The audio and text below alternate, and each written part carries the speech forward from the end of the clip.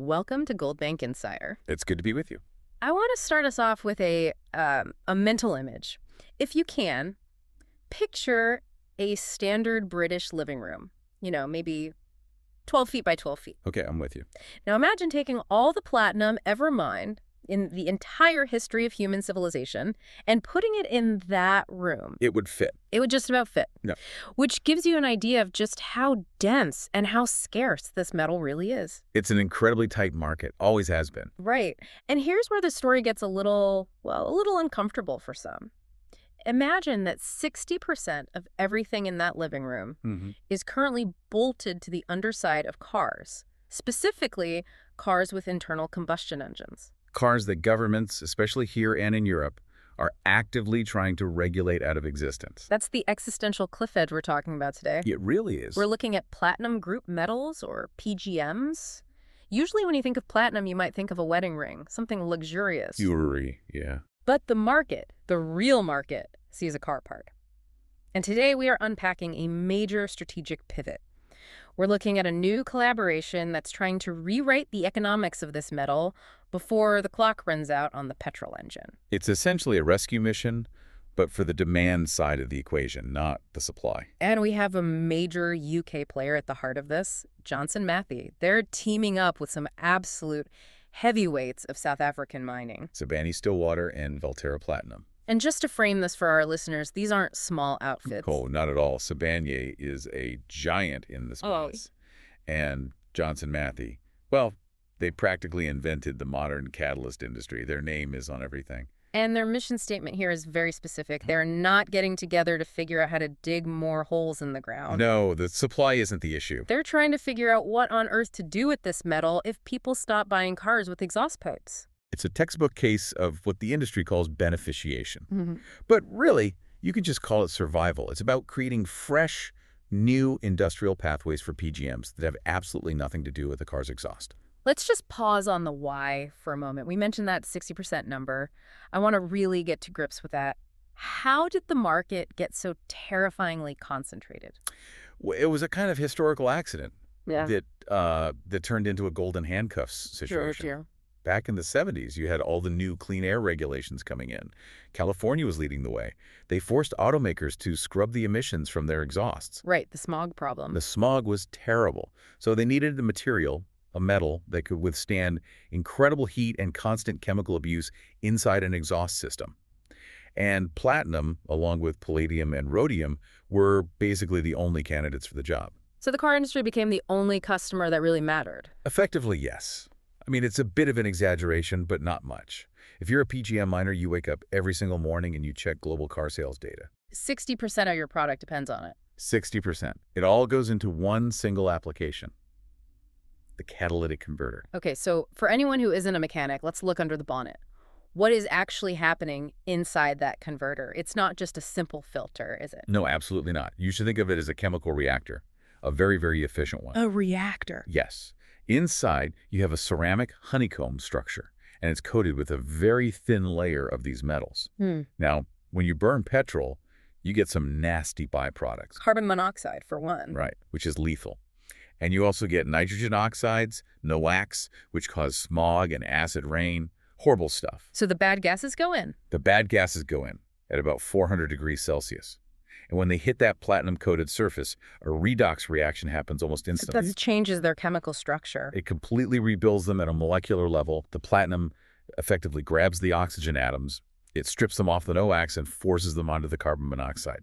So you turn lethal gas into harmless nitrogen and carbon dioxide. And it does this at highway speeds. Billions and billions of times without degrading. Platinum is the perfect catalyst for this. It's the best thing for the job. But here's the problem. That 60% market share is also a massive vulnerability. In any other business, if one customer, one application accounted for 60% of your revenue, your shareholders would be screaming from the rooftops. They'd be having sleepless nights. It is a concentration risk that, I assure you, keeps mining CEOs wide awake. Because if that one application faces headwinds... Like, for instance, the entire developed world deciding to shift to battery electric vehicles which don't have an exhaust pipe. Then your demand doesn't just shrink, it evaporates. It falls off a cliff. And that's the cliff edge you mentioned at the start. It's not a gentle slope. And what happens then? Well, if you take away the internal combustion engine and you have nothing to replace that volume of demand, the price of platinum crashes. The mines, especially the deep, expensive ones in South Africa, become unprofitable. They have to close. They close. And the entire economy around them, all those jobs, that all collapses. It's a huge socioeconomic risk. So this collaboration we're seeing with Johnson Matthey and the miners, this isn't just a nice-to-have project. This is defensive. It is entirely defensive. They are trying to build a new foundation for the entire market before the old one cracks apart. They have to diversify their customer base. It's as simple as that. Let's talk about the players a bit more, specifically the miners. Sibanye-Stillwater, why are they the ones driving this forward? To answer that, you have to understand the geology. We're talking about South African PGM mining. Right. This isn't just scraping some dirt off the surface like in some Australian mines. These are some of the deepest, most complex mines on the entire planet. We're talking 2, 3, sometimes 4 kilometers straight down. That sounds incredibly expensive. It's hugely capital intensive. You have to pump cooled air down there because the rock itself is so hot it would literally cook the workers. You have enormous labor costs, massive energy bills to run the elevators and the ventilation. So the overheads are fixed and they're high. Exactly. They can't just scale down production by 20% if demand drops. They have to keep moving a certain amount of tonnage just to keep the lights on. So Sibanye is sitting on these massive fixed assets. They're looking at the EV sales charts from Europe and China. And they realize they can't just wait for someone else to solve their problem. They can't wait for Apple or Tesla to suddenly invent a new use for platinum. They have to fund the invention themselves. That's it in a nutshell.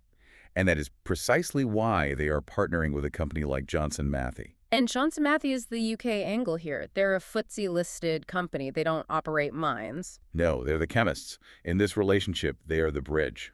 The bridge. What do you mean by that? Well, think of it this way. Sibanye digs the ore out of the ground. But a lump of ore is, frankly, useless to a company making medical devices or hydrogen fuel cells. You need an intermediary. You need someone who understands the atomic properties of the metal, who can refine it, process it into a specific paste or a coating or an alloy that actually solves a real-world engineering problem. So they're the translators. That's a perfect way to put it. They translate raw geology into industrial utility. Johnson Matthey has been working with these metals for over 200 years.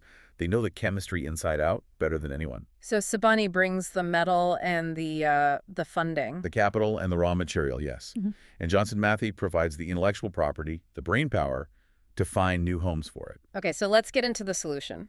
The announcement talks about developing high-impact technologies, and they've identified 4 main pillars. I want to walk through these because this is where we see if this future they're planning for is actually plausible. And the key word in their statement is speed.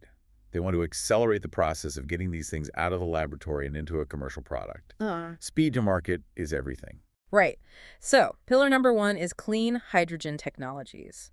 Now, I have to say, I feel like I've been hearing about the hydrogen economy for 20 years. It always seems to be just 5 years away. Is this real now, or is it just more buzzwords? It's becoming very real, and for platinum, it's arguably the single most critical of the 4 pillars. And why platinum specifically? Why can't we just use copper or aluminium or something cheaper? It all comes down to the environment inside the machine that makes the hydrogen. To make green hydrogen, you use a machine called an electrolyzer. Okay. Specifically, what's called a PE electrolyzer. That stands for proton exchange membrane. You're basically taking water, H2O, and hitting it with a big jolt of electricity to split the hydrogen from the oxygen. Sounds quite violent. It is, chemically speaking. Inside that cell, it is a chaotic, incredibly corrosive nightmare. You've got high voltage, high acidity, and rapid oxidation all happening at once. If you put a piece of iron in there, it would rust away in an instant. Copper would dissolve in seconds. So you need a metal that's exceptionally tough. You need what's called a noble metal. And platinum is the noblest of them all in this context. It is chemically inert in that acid environment. It simply refuses to corrode. But it also has to do the job. Right, and here's the magic trick. While it resists the acid, it also loves hydrogen. It acts as the catalyst that grabs onto the water molecules, snaps the bond to release the hydrogen gas, and then lets go, ready for the next one. So it's the only thing that can both survive the conditions and do the work. Precisely. So if you believe in a future where we use green hydrogen to make steel, or to power container ships, or for long-haul trucking, you are implicitly making a bet on platinum. You cannot have one without the other. And Johnson Matthey is already a big player here. They are. They already manufacture the core component, the membrane electrode assemblies. So this partnership is about scaling that up, lowering the cost, and trying to make it the global standard. Okay, that's the clean fuel pivot. The second pillar they mention is advanced emissions detection and reduction. Now, that sounds a lot like the old business, doesn't it? It does at first glance. It sounds a bit like catalytic converters all over again. Yeah. The scope is different. We're not just talking about the family car anymore. We're talking about stationary sources. Stationary? You mean like factories? Factories, yes. Power plants, industrial boilers, chemical plants, even things like maritime shipping. Look, regulations on air quality are not going away. If anything, they're only getting tighter. Cities don't want smog, regardless of the source. Exactly. Doesn't matter if it comes from a car's exhaust or a factory chimney. So they are taking that same catalytic technology and applying it to these big industrial stacks. To do the same job, just on a bigger scale. Yes, using PGMs to strip out things like volatile organic compounds, VOCs, and other pollutants from industrial processes is what you call a license to operate technology. Meaning if a factory wants to stay open in a regulated area, they have to buy these systems. It's mandated demand. Yeah. For an investor, that is the best kind of demand you can have. It's not optional. Let's move to pillar 3, new electronic materials. This feels like a very broad category. What are we actually talking about here? We're moving from the big industrial scale down to the microscopic. This isn't about, the gold contacts on a circuit board you can see. This is about MEMS. MEMS. Microelectromechanical systems. These are tiny, tiny machines. Microscopic sensors, actuators. The gyroscope in your smartphone that tells it which way is up, that's a MEMS device. The sensor in your car that triggers the airbag at a crash, that's MEMS too. And platinum has a role to play there. A huge one. Again, it's about stability. Platinum is highly conductive, but crucially, it doesn't oxidize over time. It doesn't tarnish or corrode. So in high reliability electronics, things like medical implants or aerospace sensors, you cannot afford for a connection to degrade. I see. If I have a pacemaker, I really don't want the wiring inside it to rust. You really don't. And platinum is also biocompatible. The human body doesn't reject it. So for things like neural interfaces, cochlear implants, pacemakers, platinum is the gold standard, so to speak. And Johnson Matthey's role is what? They won't just be selling the raw metal. They will be developing the specific platinum inks and pastes that are used to, in effect, print these microscopic circuits. Very high value, but I imagine the volume is much lower than for cars. Per unit, yes, of course. A pacemaker uses a tiny fraction of the platinum that a catalytic converter does. But the number of devices is exploding. This whole Internet of Things trend means we're putting smart sensors in everything. That volume does add up over time. Okay, and the fourth and final pillar. High-performance alloys, this sounds like really heavy industry. This is the really tough stuff. An alloy is just a mixture of metals designed to get better properties than any single metal on its own. And the key property for PGMs here is their incredibly high melting points. How high are we talking? Well, platinum melts at over 1700 degrees Celsius. Ruthenium, another PGM, melts at over 2300. That's hot enough to melt steel like it's butter. Very easily. So if you are building the inside of a jet engine turbine, or a rocket nozzle, or a tank for manufacturing high-purity glass, you need materials that stay solid and strong when everything else around them is turning into liquid. And it's not just about melting, is it? It's about creep. That's right. Creep is the tendency for a metal to slowly deform under constant heat and stress. Superalloys that contain a small amount of platinum or ruthenium are much more resistant to creep. They hold their shape. And why do we want jet engines to run hotter? Efficiency. Basic thermodynamics tells you the hotter you can burn your fuel, the more energy you extract from it. So a turbine blade made with the platinum alloy allows an engine to run hotter, which means it burns less fuel. For an airline, that's a direct saving on their biggest cost. So let's just recap the 4 pillars. We've got hydrogen, which is energy, stationary emissions, which is clean air, electronics, which is tech and medicine, and alloys, which is heavy industry. And if you look at them, you'll notice the common thread. None of them depend on the internal combustion engine. Not a single one. It is a total strategic decoupling. They are trying to build a diversified portfolio, a stool with 4 strong legs, so it doesn't fall over when the one giant leg called automotive gets kicked out from under it. I have to play devil's advocate here, though. We know the car market consumes 60% of all PGM supply. That is millions and millions of ounces every year. Can these 4 new areas really replace that kind of volume? That is the multi-billion-dollar question, isn't it? A pacemaker, as you said, uses a microscopic amount. A fuel cell uses more. But are we really going to build enough of them to make up the difference? In the short term, the answer is almost certainly no. You cannot replace the entire auto market overnight. It's impossible. This is a long game. A 20-year plan, maybe? At least. The bet they are making is that the demand from the auto market declines slowly over, say, the next 2 decades, while the demand from hydrogen and electronics and the others grows exponentially. So they're trying to time the crossover point perfectly. That's the challenge. They need the new demand curves to be ramping up just as the old demand curve is ramping down. If they get that timing wrong, you see a huge supply surplus and the price crashes. But if they get it right, they secure the future of the entire industry. Let's talk about the timing of this deal itself. Why now? Why didn't we see this announcement 5 years ago? Well, you just have to look at the price charts. PGM prices took an absolute beating for a while there, but more recently, we've seen a bit of a rebound. So the miners have more cash in the bank. And cash is courage. When prices are in the basement, a mining company is in survival mode. They're cutting costs. They're laying off consultants. They're halting exploration projects. They simply don't have the financial bandwidth to be thinking about new electronic materials for 2035. They're too busy just trying to make payroll for next month. Exactly. But with the recent price recovery and also the rise in gold prices, remember a company like Sibanye mines a lot of gold too, they suddenly have some breathing room. They have free cash flow they can actually invest in long-term R&D. So the market recovery is actually what's funding the innovation that protects them from the next downturn. It's the classic cycle. Yeah. You fix the roof when the sun is shining. And for them right now, the sun is just starting to poke through the clouds, so they're buying the shingles. I want to pivot a bit to the investor. We've talked a lot about industrial utility, but there's a whole other side to platinum, isn't there? It's a precious metal. It's a form of money. It absolutely is. That's the dual personality of PGMs. They are industrial commodities, just like copper or tin, but they're also monetary metals, just like gold. And the reports on this have mentioned China in this context. The China factor is a huge part of the story on the investment side. While we in the West are obsessed with hydrogen and batteries, you have a huge number of Chinese investors who are just buying physical platinum bars and coins. And why is that? It's largely a value play. If you look at the historical ratio, platinum is trading at a very deep discount to gold right now.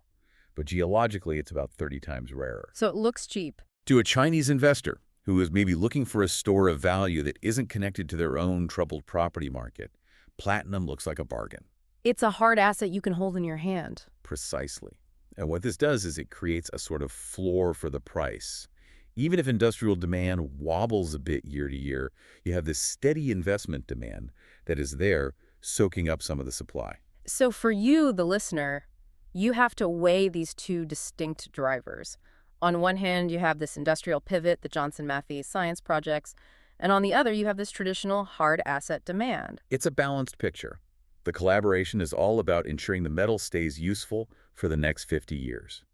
The investment demand is about people recognizing the metal is fundamentally valuable. You need both. Let's circle back to Johnson Matthey for a moment. As a UK-listed company, this feels quite central to the UK's modern industrial strategy, doesn't it? We don't have the mines here, but we do have the intellectual property. It's a perfect example of where the UK can and should sit in the global supply chain.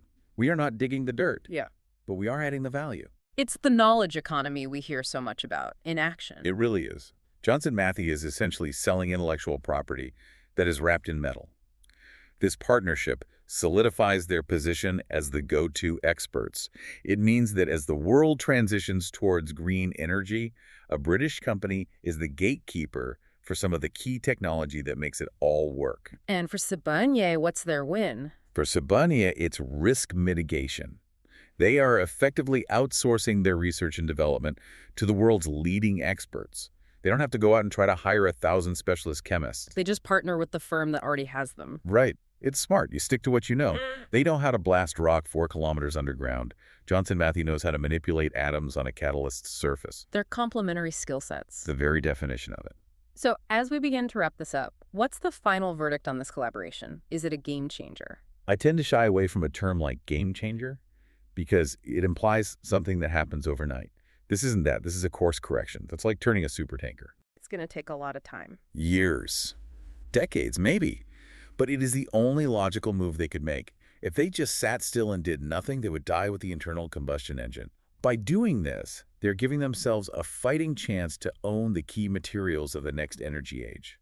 So the mission is to prove to the world that platinum is more than just a car exhaust story.